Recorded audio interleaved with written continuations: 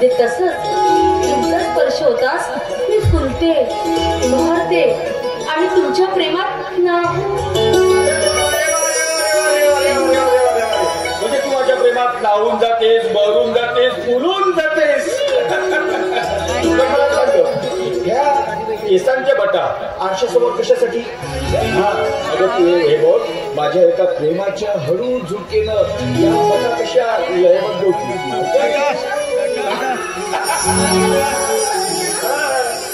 गीता, अगं इकडे ना. अगं गीता, तू सदैव माझ्या मिठीत राहा. म्हणजे साऱ्या विश्वाचं प्रेम माझ्या मानस मंदिरात जगून ते माझ्या हृदयामध्ये जमा होईल. गीता, तू माझी मोहिनी आहे, मालिनी आहे, सर्वस्वी आहे. ते आपले कॉलेज मधले दिवस आपण मस्तपैकी समुद्र किनारी फिरायला जायचं, किती मजा यायची ना. आणि तुम्ही कसे वाऱ्याच्या वेगाने माझ्याकडे धावत पडत आला होता, बरोबर आहे. आणि मी तुमच्यासाठी ते गाणं गायलं होतं, आठवतं तुम्हाला? आठवते ग, त्या आठवणीचा मुजारा तर जमते.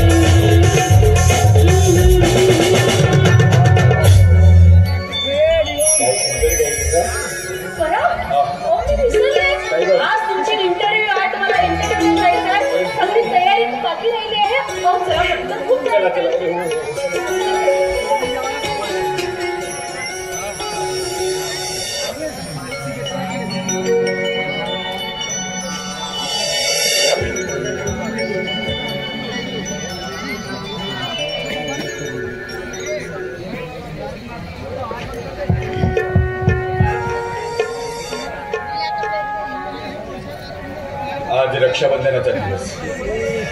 दरवर्षी ताई राखी बांधायला यायची, पण आज 2-3 दिवस उठून गेले, ताई आली नाही. कदाचित ती आपल्या घरच्या अडचणीत असेल. आज तर इंटरव्ह्यू आहेच. इंटरव्ह्यूला जाण्याच्या अगोदर मी ताईकडे जायला हवं.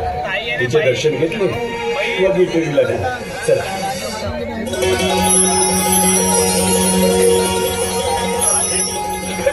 आली अगं, ताई तुला 100 वर्ष आयुष्य आहे. आत्ताच मी तुझी आठवण केली. आज माझा इंटरव्ह्यू आहे, तेव्हा मी म्हटलं की ताईकडे जावं आणि ताईचं अगोदर दर्शन करून यावं. आज तुझा इंटरव्ह्यू आहे. आज तरी माझ्या भावाला यश मिळू दे एवढी तुझ्या चरणी प्रार्थना करते. नाही, तू आलीस ना, ये ये ये. नाही, आज तर मी इंटरव्ह्यू मध्ये नक्की पास होईल ग, नक्की पास होईल. कारण आज रक्षाबंधन आहे. अगोदर मला आरती ओवाळून.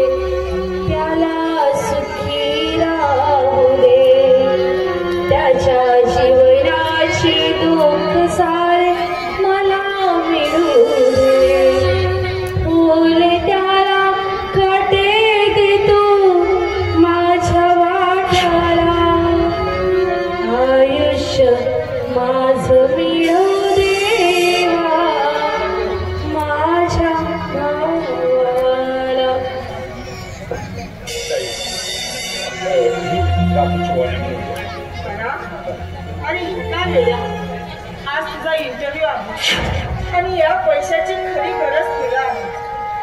खरं सांगू पण तू खूप शिकावं, शिकून खूप मोठा माणूस व्हावं आणि आम्हा सगळ्यांना असंच प्रेमाने वागावं हीच एक इच्छा आहे. एक गोष्ट लक्षात ठेव, जीवनामध्ये कितीही संकट आली ना तरी या प्रेमाच्या बंधनाला कधीच विसरू नको, कधी विसरू नको. नाही ग ताई, अगं मी साऱ्या जगाला विसरेन, पण तुझ्या प्रेमाला मी नाही विसरू शकत. अगं तुझ्या प्रेमाला मी नाही विसरू शकत. अगं तू आम्हाला आई बाप नसताना कधी त्यांची उणीव भासू दिलीच नाही ग. अगदी लहानपणापासून तू आमचं प्रेमाचं संगोपन केलंच. अगं ते दिवस मी नाही विसरू शकत ताई. अरे कधी न भेटणार आहे पुन्हा आहेत ना तुझ्या आमच्या. असं रूल वगैरे म्हणून मला फरक करू नकोस. अरे वेड्या, एकुलता एक लहान भाऊ आहेस तू माझा. खरंच रे, तू सदैव सुखी राहावं हेच त्या परमेश्वराजवळ मागणं. ताई अगं मी माझ्या जीवनात तर सुखी आहेच का मी माझ्या जीवनामध्ये सुखी, पण काळजी वाटते ती तुझी. कारण माझी बाई त्या घरामध्ये टाकीचे घाव सोसते आणि मी फक्त उघड्या डोळ्याने बघतोय. ताई मी तुला सांगून ठेवतो, एक ना एक दिवस त्या भाऊजीला धडा मी शिकविणार. खबरदार जर त्यांच्या विरोधात एक शब्द जरी बोलला तर मी मुळीच खपून घेणार नाही. अरे वेड्या, काही जरी झालं तरी पती हाच परमेश्वर. स्त्रीच्या कपाळावरचं कुंकू हेच खरं तिचं दैवत असतं, ते विसरून जमणार नाही रे मला. अगं रागाच्या भरात मी जास्त बोललो, काही माझ्याकडे माफ कर मला. ताई बस लवकर या.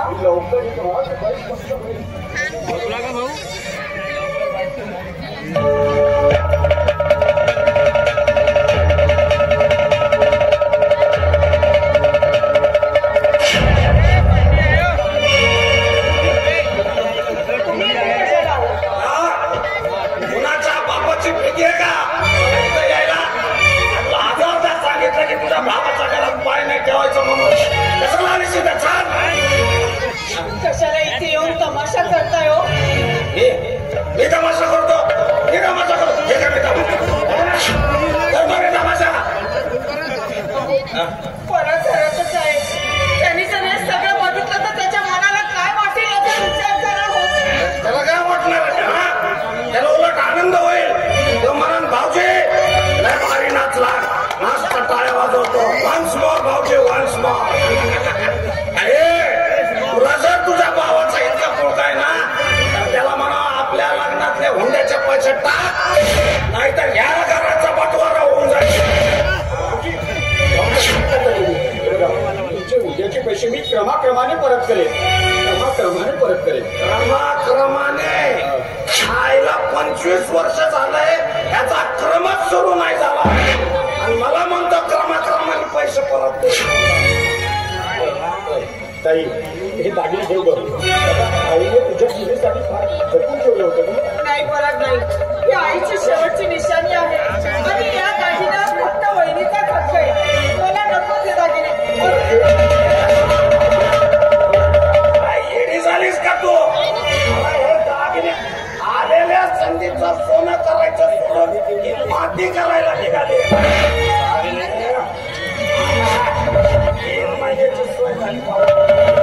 आम्ही तुमच्या समोर हात जोडतो.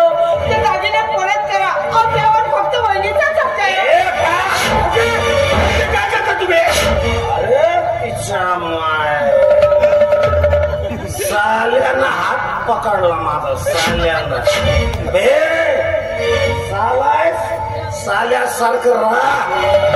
आता मी अर्ध किल्लो पिलाय म्हणून नीट बोलतोय. एक जर क्वार्टर मारली ना मला डोकं ठणकार आणि एक खांबा जर पिलो ना साल्या तुझे खैर नाही.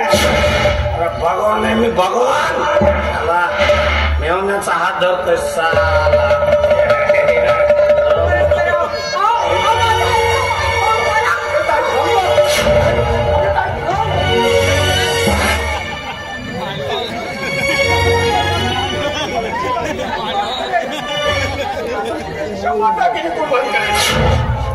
बघितलंस अगं, बघितलंस भाऊजीने कशी तांडव केले ते.